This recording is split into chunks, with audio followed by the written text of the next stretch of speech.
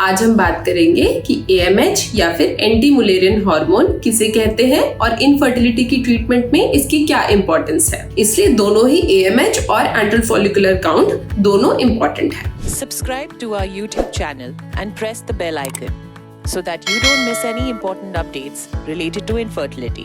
Hello दोस्तों, मैं doctor Shalini Lohan Indira IVF Hisar से। आज हम बात करेंगे कि AMH या फिर एंटी मुलेरियन हार्मोन किसे कहते हैं और इनफर्टिलिटी की ट्रीटमेंट में इसकी क्या इंपॉर्टेंस है।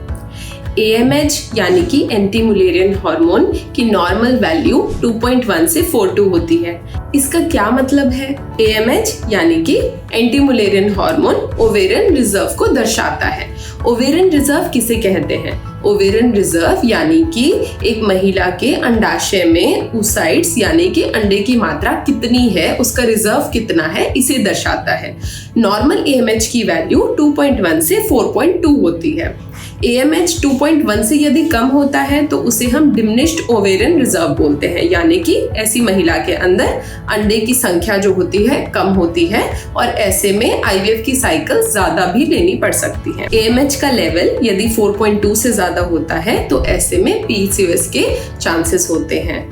अब खाली AMH की वैल्यू इंपॉर्टेंट नहीं है। AMH की वैल्यू को यूजुअली हम अल्ट्रासाउंड के साथ में कोरिलेट करते हैं। ट्रांसवेजाइनल सोनोग्राफी डे 2 पर करते हैं, यानी कि मेंसेस के दूसरे दिन पर करते हैं। उस दिन हम आपका एंट्रल फॉलिकुलर काउंट यानी कि एक अंडाशय में कितने अंडे हैं उसको हम अंदाजा लगाते हैं और उसको हम AMH की वैल्यू के साथ में कोरिलेट करते हैं। इसलिए दोनों ही AMH और एंट्रल फॉलिकुलर काउंट दोनों इंपॉर्टेंट है। मेंसेस के दूसरे दिन पर हम आपका ट्रांसवेजाइनल सोनोग्राफी करते हैं।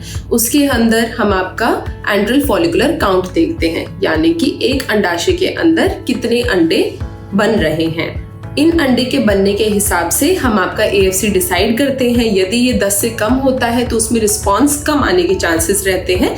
10 से ज्यादा के अंदर रिस्पांस अच्छा आने के चांसेस रहते हैं। इसलिए AMH और AFC दोनों को हम कोरिलेट कर कर आपको रिस्पांस के बारे में एडवाइस करते हैं। Thank you.